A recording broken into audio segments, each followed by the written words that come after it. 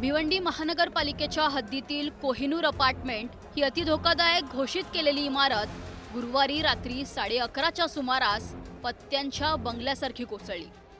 काही क्षणात संपूर्ण इमारत जमीनदोस्त झाली आणि परिसरात एकच खळबळ उडाली।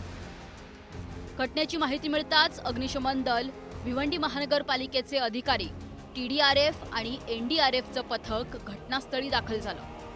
मात्र दुर्घटनास्थळी जाणारा रस्ता अत्यंत अरुंद असल्यानं बचाव कार्यात सुरुवातीला मोठे अडथळे आले।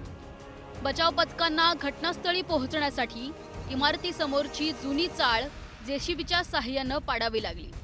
त्यानंतरच ढिगारापर्यंत यंत्रसामग्री पोहोचू शकली आणि बचाव कार्याला वेग आला।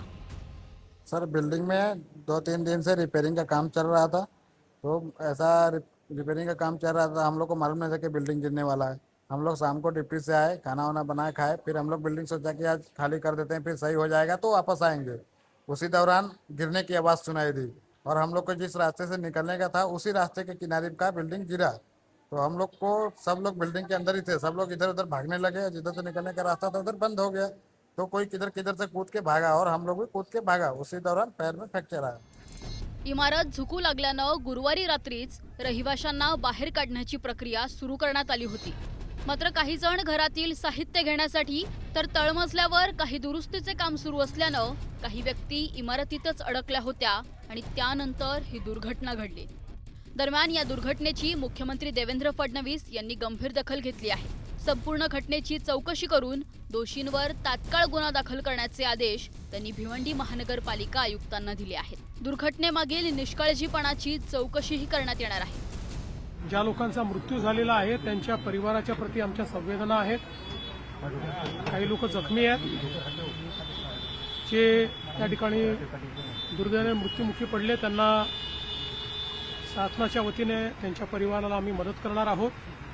आणि त्याचवेळी अशा पद्धतीनं ज्या कंत्राटदाराने हे काम सुरू ठेवलं त्याच्यावरही फौजदारी कारवाई करावी, अशा प्रकारचा आदेश आयुक्तांना देण्यात आलेला आहे।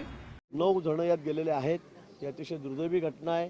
मला वाटतं या संदर्भामध्ये सर्व चौकशी जर केली जाईल, खरं रिपेअर करण्याच्या दुरुस्ती करण्याच्या आधी ही परवानगी घ्यावी लागते कॉर्पोरेशनची, पण तशी कुठली कॉर्पोरेशनची परवानगी ठेकेदाराने या ठिकाणी घेतलेली नाही आणि घेतली नसताना त्यांनी कामाला सुरुवात केली आहे। तो सगळं पिल्लर फोडत होता, आसारी उघडी करत होता, त्यावर त्याला रिपेअर करत होतं आणि त्यातच काहीतरी चुकलं आणि ती इमारत पूर्णपणे खाली कोसळली आहे।